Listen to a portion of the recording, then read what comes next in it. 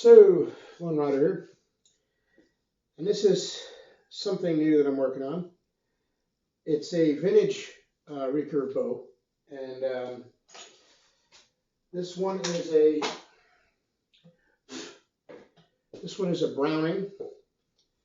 In particular, it's a Browning Safari 1, and I've been slowly sanding off. Somebody had painted this with what looks like camouflage spray paint. I got this used, as you might expect. And I'm surprised, considering the spray paint and stuff, it's actually in pretty good shape, or it looks like it, to somebody who's, I still consider myself a novice when it comes to bows. There's a little nick here. I sanded that out so it doesn't splinter.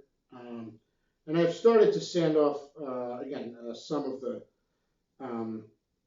the paint, trying not to ruin the finish in the process. There was some tape around here holding on a hair rest, arrow rest. That was no longer adhering to the wood, which is why it was taped on, and the tape was wrapped all the way around the riser. I just used the old school trick of just take the fuzzy half of the Velcro and just stick it on, the self-adhesive Velcro, so that's what I did. It came with these poofy string silencers, which feel like some kind of fur, but I might be wrong. I don't know. And these also. And then these, which appear to be stick-on things that attach to the back of the bow. My guess is, again, that's for silencing the vibrations. Now, this is a fairly short bow. The Series 1 Safari and Nomad and Explorer that were made by Browning, this was their outdoors bows, their field bows or hunting bows.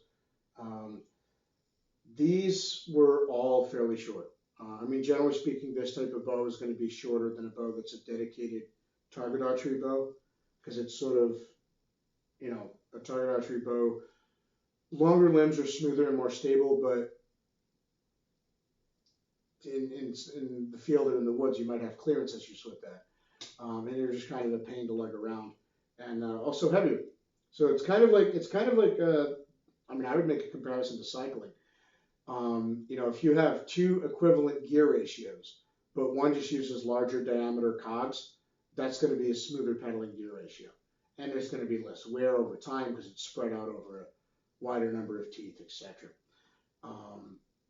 Tinker with fixed gears and single speeds for 20 years and you'll figure this out.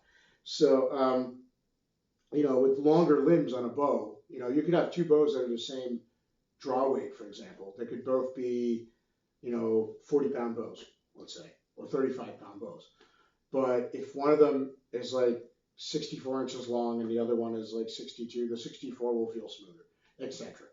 And these are, I want to say this is like 52 or 54 inches long. Actually, I'm not entirely sure. The AMO or archery manufacturer's standard, whatever it's called, measures knock to knock, but I think it measures on strung.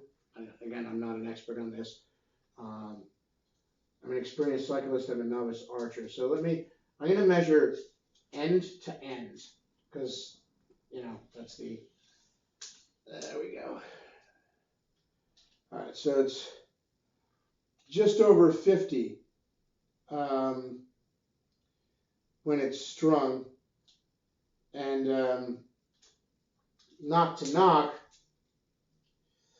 it is 48. Okay, so that, whoops, see, measuring tape thing. That is actually about par with what I'd read doing some research, the ye old Google, prior to picking this up, that the ones that I heard described and written about, they were about, 52 or 54 inches depending, and they used like a 48-inch string, which fits with this. Now, the funny thing about this is that it is really light and it is really handy. I'm used to a 62-inch takedown bow that's 40 pounds. Now this I was told was 45 pounds, but I'm not really sure, to be honest.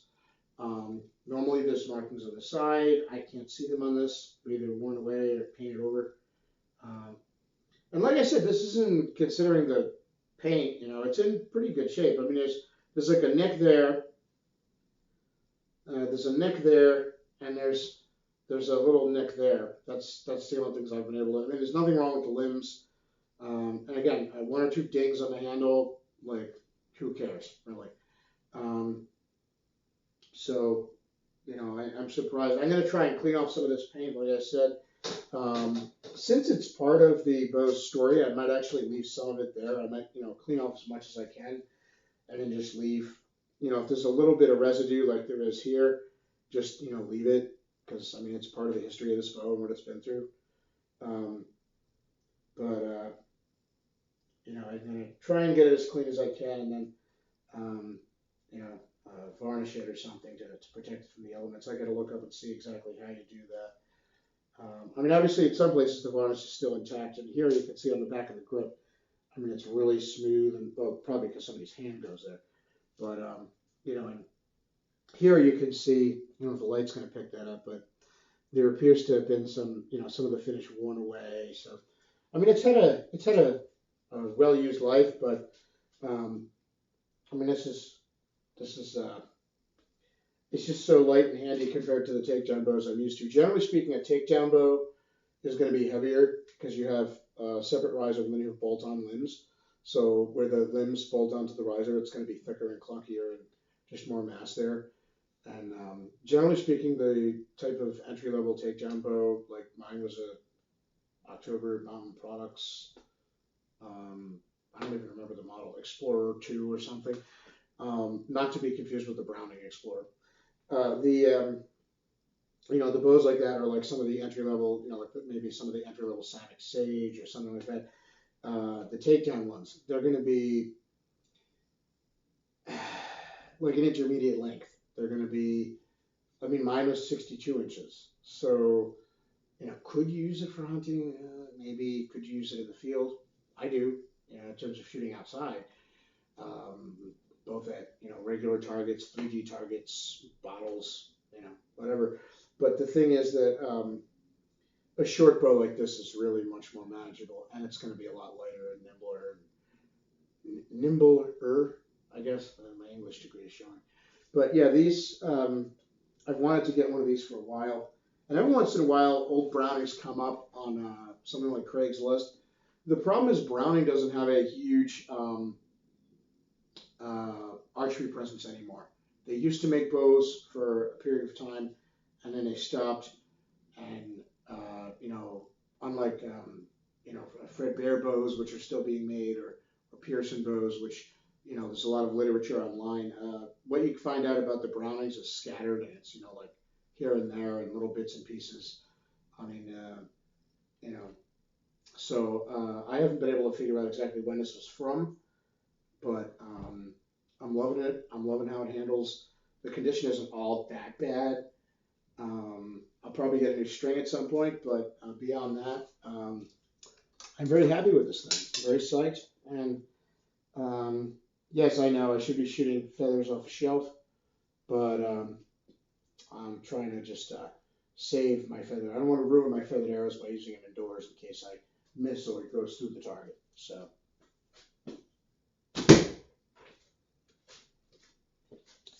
Yeah, I am very, very, very happy with this thing. And it's just so, I mean, whether you're shooting straight on, whether you're canting the bow as you would if you were shooting in the brush, it's just so, I mean, this is just such a handy thing. The size, the lightweight, and I mean, snapshots aren't a problem. So, yeah, if you can find yourself an old one of these, like I said, they don't make them anymore, so it's going to have to be used. But any of the Series 1, you know, like the Safari 1, the Explorer 1, etc., they're all the shorter length ones. So as long as your draw length isn't too long, go for it. Lone Rider out.